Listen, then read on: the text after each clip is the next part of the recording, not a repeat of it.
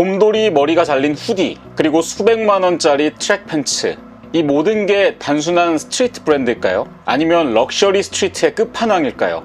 오늘은 전 세계 패션 피플을 사로잡은 팜&제스라는 브랜드에 대해서 소개해드리고자 합니다. 안녕하세요. 브랜드 읽어주는 남자 김원식입니다. 오늘은 팜&제스에 대해서 이야기해보고자 하는데요.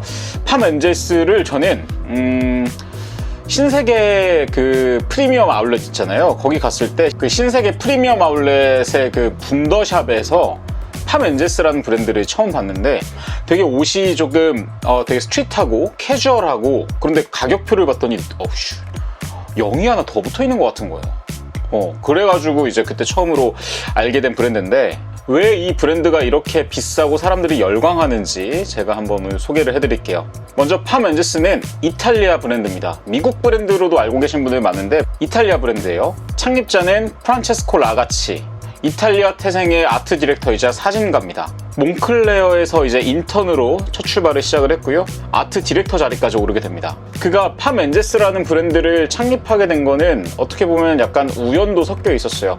사진가도 같이 했다고 그랬잖아요. 2014년 이탈리아의 출판사 리조리를 통해서 사진집을 냈는데 그 사진집 이름이 팜&제스였습니다.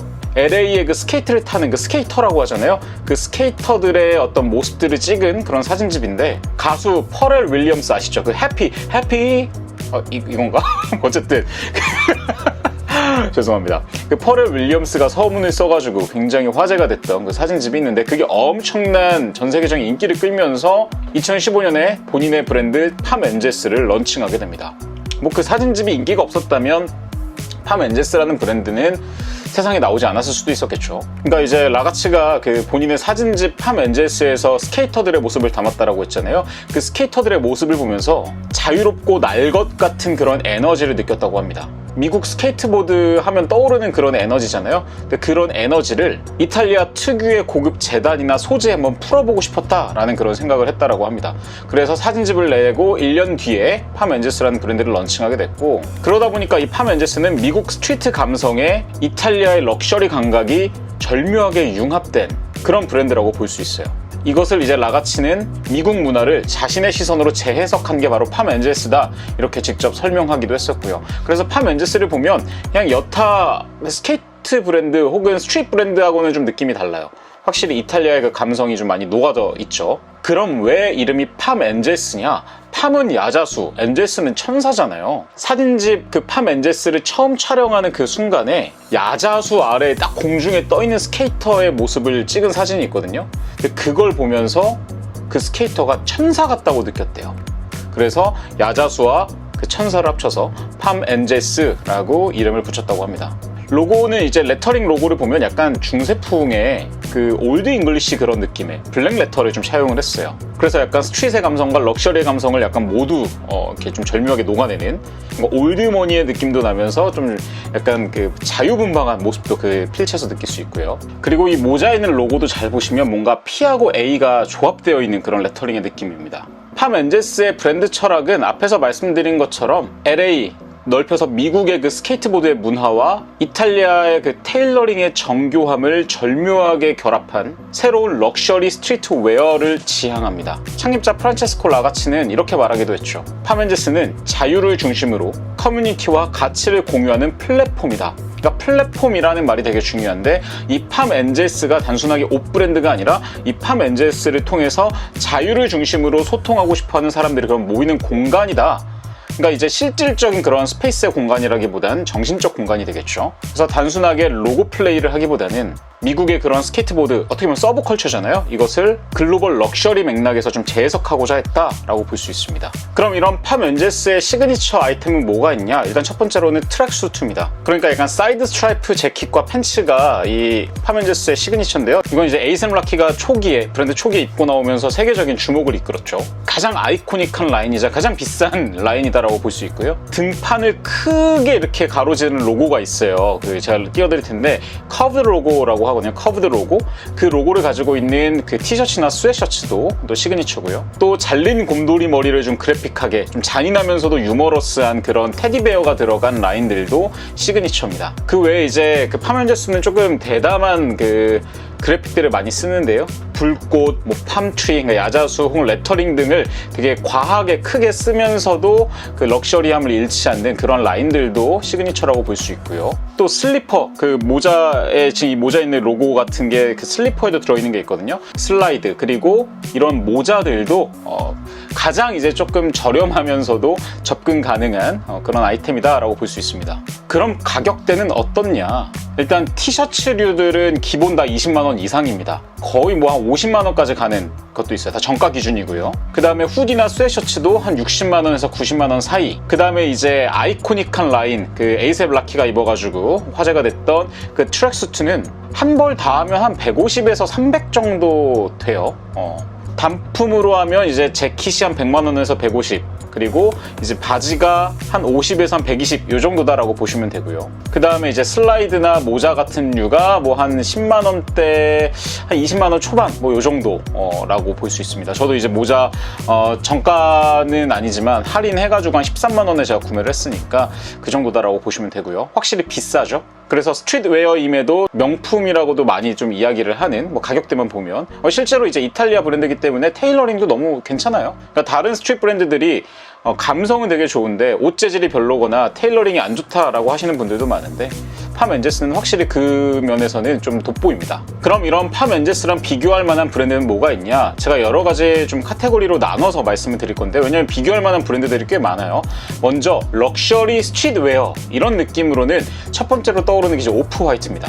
그래픽 타이포나 혹은 스트릿 감성의 럭셔리 하우스급 영향력은 뭔가 팜&제스랑 오프 화이트가 되게 이렇게 매치가 되는 그런 느낌이 확실히 들죠. 그 다음에 이제 헤론 프레스턴이라는 브랜드가 있어요. 이거 이제 제가 다음번에 저 티셔츠를 하나 산 게 있어가지고 소개를 좀 드릴 건데, 그래픽 워크웨어 기반인데요. 팜&제스랑 비슷하게 약간 슬로건이나 심볼릭 아이템 중심입니다. 그리고 알릭스, 요거 같은 경우도 팜&제스랑 좀 비교가 될 수 있는데요. 약간 팜&제스보다는 테크니컬 그리고 밀리터리한 무드가 좀 더 있고요. 그리고 마르셀로 블론, 그 약간 새 뭔지 아실 거예요. 뱀 막 이런 것도 있고, 같은 이탈리아 브랜드에다가 강렬한 그래픽 그리고 로고 플레이, 이런 것들이 또 팜&제스랑 좀 마르셀로 블론이 비슷하다라고 볼 수 있고요. 그 다음에 이제 미국, 좁혀서 LA 기반의 그런 브랜드도 있어요. 첫 번째로 떠오르는 게 Fear of God, 미니멀하면서도 고급화된 그 LA 특유의 스트릿 무드를 제대로 보여주고 있죠. 약간 팜&제스보다 로고는 되게 작게 플레이하면서 뭔가 실루엣이나 핏에 좀 더 초점을 맞추고 있고요. 그 다음 아미리, 요것도 이제 LA 럭셔리 감성인데요. 조금 팜&제스보다는 스트릿이 조금 더 빠져있는, 그러니까 덜 들어가 있는 그런 느낌이 듭니다. 그리고 루드라는 브랜드도 한번 들어보신 분 계실 텐데요. 이 루드는 팜&제스랑 약간 팬바기처럼 느껴질 수 있어요. 뭐 표절 이런 게 아니라 그냥 되게 비슷하게 되게 아이템을 전개해 나가는 그런 약간 생활형 럭셔리 스트릿이라고 볼 수 있고요. 그 다음에 이제 갤러리 뎁트라는 브랜드가 있는데요. 이 갤러리 뎁트는 아트, 빈티지 약간 이런 것들을 기반으로 해서 LA를 기반으로 점점 확장되어 나가는 브랜드입니다. 그러니까 팜&제스의 그 실험적 정신하고도 좀 비슷한 무드가 있고요. 그 다음에 이제 미국은 아니지만 유럽 스트리트 하이엔드를 보면 베트멍도 제가 팜&제스와 더불어서 이거 왜 이렇게 비싸 했던 그런 브랜드인데, 약간 팜&제스와 같이 반항적이고 유머러스한 코드가 베트멍에도 그대로 묻어 있습니다. 또 약간 팜&제스보다 좀 더 오버사이즈의 그게 좀 과한 느낌도 있죠. 그 다음에 너무나 유명한 발렌시아가, 역시 스트리트 무드의 하이엔드 버전으로 명품 하우스에서의 스트릿계를 좀 이제 전략으로 삼았습니다. 제가 봤을 때 팜&제스는 스트릿에서 명품을 지향했다면 발렌시아가는 약간 명품에서 스트릿을 지향한 그런 느낌? 뭐 정답은 아니지만 라고 볼 수 있고요. 그 다음에 마지막으로 이제 전통 스케이터 브랜드들 보면은 스투시, 그러니까 스투시가 캘리포니아 서핑 스케이트 문화에 이제 뿌리를 두고 있잖아요. 그러니까 스투시는 이제 명품 취급을 받진 않죠. 확실히 가격대도 많이 낮고요. 하지만 뭔가 팜&제스랑 비슷하다. 근데 팜&제스는 스트릿에서 럭셔리를 많이 지향을 했다면 스투시는 그냥 스트리트 본연의 그 모습에 집중을 한 거고요. 그 다음에 이 브랜드가 왜 안 나오나 싶었던 분들 계실 거예요. 슈프림, 뭐 글로벌 스트리트 컬처의 절대 강자죠. 요 슈프림 역시 마찬가지로 팜&제스와 비슷하다라고 볼 수가 있고요. 그 다음에 다임, 팔레스, 이런 브랜드들도 전통 스케이트 브랜드로서 좀 더 하드코어하게 스케이트를 즐길 수 있는 그런 패션을 지향하고 있습니다.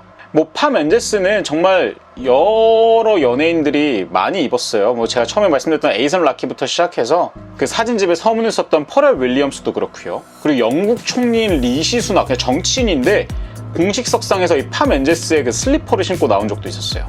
그때도 되게 화제가 됐고, 뭐 카니에 웨스트나 트래비스 스캇 등 그 미국의 유명 그 힙합 뮤지션들도 이 팜 엔제스를 사랑하고 있죠. 또 우리나라 연예인들도 팜 엔제스를 굉장히 좋아하죠. 뭐 지코, 박형식, 강다니엘, 뭐 BTS, 뭐 그리고 이제 좀 연배가 있는 엄정화, 뭐 이런 연예인뿐만 아니라 굉장히 많은 연예인들이 이 팜 엔제스를 되게 선호하고 있습니다. 이러한 팜 엔제스는 단순하게 이제 브랜드에 머무르는 것이 아니라 전시, 예술 등 문화 프로젝트로도 영역을 확장하고 있습니다. 2024년 밀라노에서는 디코딩 팜 컬처라는 전시를 열어서 런웨이 대신 설치 미술 형식으로 정체성을 풀어냈습니다. 또한 올해에는 미국계 회사인 블루스타 얼라이언스에 이제 인수가 됐는데요. 새로운 경영 전략과 글로벌 확장을 좀 도모하려고 하는데, 과연 이 팜 엔제스라는 브랜드를 이제 미국에서 사갔는데 어떻게 풀어낼까 좀 궁금하네요. 창립자 라가치는 이제 퇴임을 했고요. 정리하겠습니다. 이 팜 엔제스는 자유, 서브컬처, 럭셔리라는 이 세 단어로 요약할 수 있습니다. 스케이트 문화를 기반으로 하지만 이탈리아 감성의 럭셔리를 입혀서 차별화를 했고, 트랙수트나 곰돌이 그래픽들은 여전히 전 세계적으로 아이코닉하며 스트리트와 럭셔리의 교차점에서 확실하게 자리매김해 있습니다. 단순한 스트리트 브랜드였다면 이렇게까지 전 세계를 뒤흔들 수 있었을까요? 앞으로의 팜 엔제스가 더 기대되는 이유입니다. 지금까지 브랜드 읽어주는 남자 김원식이었습니다. 대꾸 알죠? 안녕.